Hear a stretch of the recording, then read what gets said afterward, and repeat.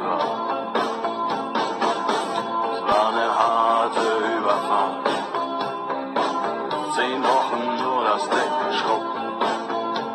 Hab die Welt verflucht, in den Wind gespuckt und salziges Wasser geschluckt.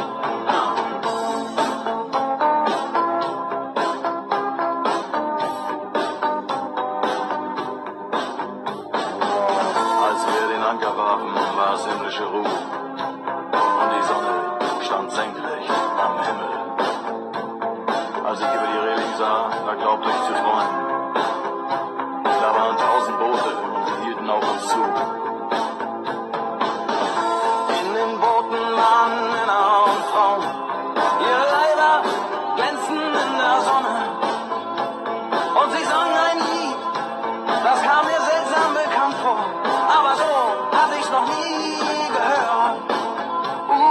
So hatte ich's noch nie gehört.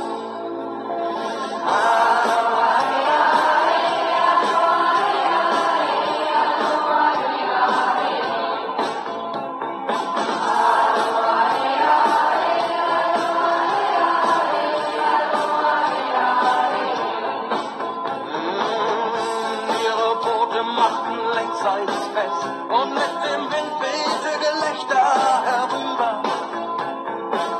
Sie nahmen ihre Blumenkränze ab und warfen sie zu uns herüber.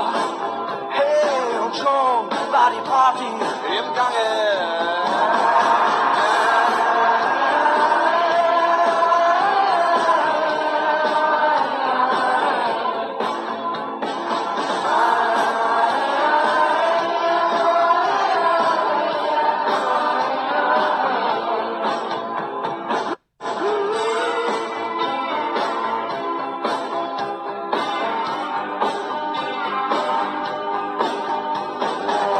Ich hab das Paradies